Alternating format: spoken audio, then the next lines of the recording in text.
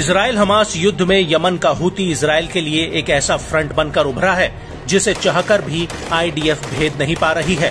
Houthi दिन ब दिन इजराइल के ऊपर हावी होता जा रहा है और तमाम मॉडर्न सैन्य टेक्नोलॉजी से लैस आईडीएफ हूती के आगे असहाय नजर आती है।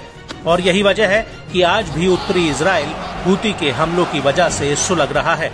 और अब इसी कड़ी में यमन के अंसर अल्लाह आंदोलन के मुखिया अब्दुल मलिक अल हूती ने एक बार फिर से डंके की चोट पर इजराइल को एक बहुत बड़ी धमकी दी है।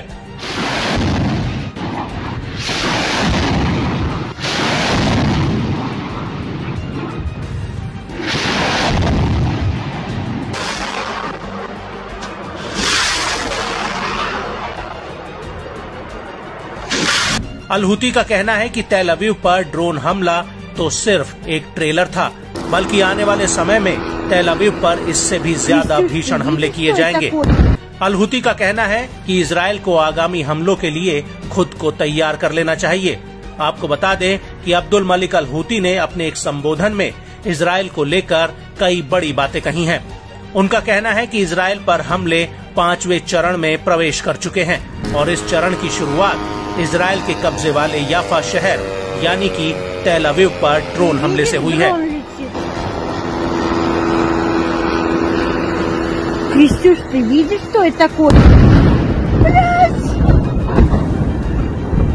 अब्दुल मलिक अल हूती का कहना है कि मैं इस ऑपरेशन से अचंभित था और लक्ष्य के महत्व तथा यमन में बनाए गए ड्रोन द्वारा तय की गई लंबी दूरी के कारण हैरान भी था।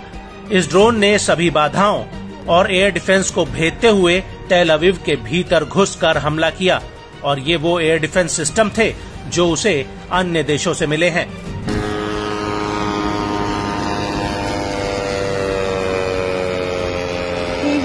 ड्रोन летит. Крестюш, ты видишь, что это такое? الرد آت لا بد منه على ما قام به العدو الإسرائيلي من عدوان على الحديدة. ومن جهة أخرى عملياتنا مستمرة متواصلة في المرحلة الخامسة وفي عمل مستمر ودؤوب للتصعيد بكل ما يمكننا. لن نتردد في ذلك أبدا لإسناد الشعب الفلسطيني المظلوم المعتدى عليه ضد العدو الإسرائيلي.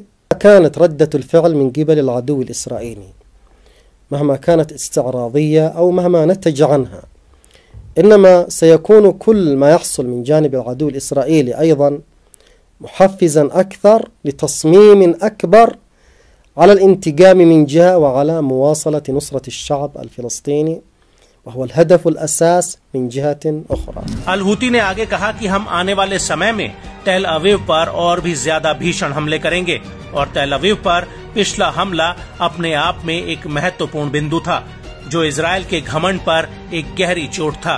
तेल अवीव पर ड्रोन अटैक ने इजरायलियों को दहशत में डाल दिया है।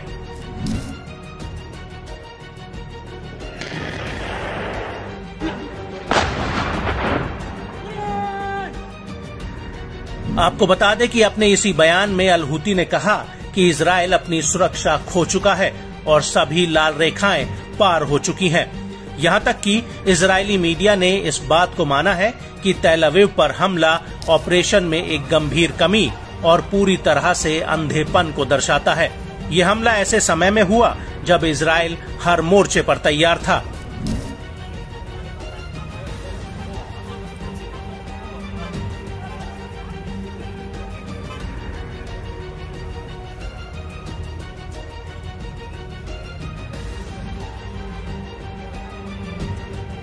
अल हूती ने इजरायली मीडिया में तेल अवीव हमले की खबरों को लेकर कहा कि इजरायली एजेंसियां इस हमले से पूरी तरह से सदमे में थीं, लेकिन अभी बड़ा सदमा आना बाकी है। इजराइल ने माना कि यमन एडवांस हथियारों से हमला करने के लिए उनका उत्पादन करता है और इस बात से भी अवगत है कि इनका उसकी अर्थव्यवस्था पर क्या असर पड़ता है। अल हूती ने आगे ये भी कहा कि ये तो अच्छी बात है कि इजराइल ने माना है कि यमन एडवांस हथियारों का उत्पादन कर रहा है और उनके सबसे गंभीर दुश्मन मॉडर्न हथियारों से लैस हैं। आपको बता दें कि हूती के नेता ने तेल अवीव पर हुए जिस हमले का बार बार अपने संबोधन में जिक्र किया, वो हमला 19 जुलाई 2024 को हुआ था। इस दिन हूती का एक ड्रोन बेहद ही कम ऊंचाई पर उड़ता हुआ तेल अवीव के एयर डिफेंस सिस्टम को भेदते हुए उसके भीतर तक जा घुसा था, जहां पर ये ड्रोन एक बिल्डिंग से टकरा कर फट गया था और इसकी चपेट में आकर एक इजरायली की मौत हो गई थी, जबकि कई लोग घायल भी हुए थे।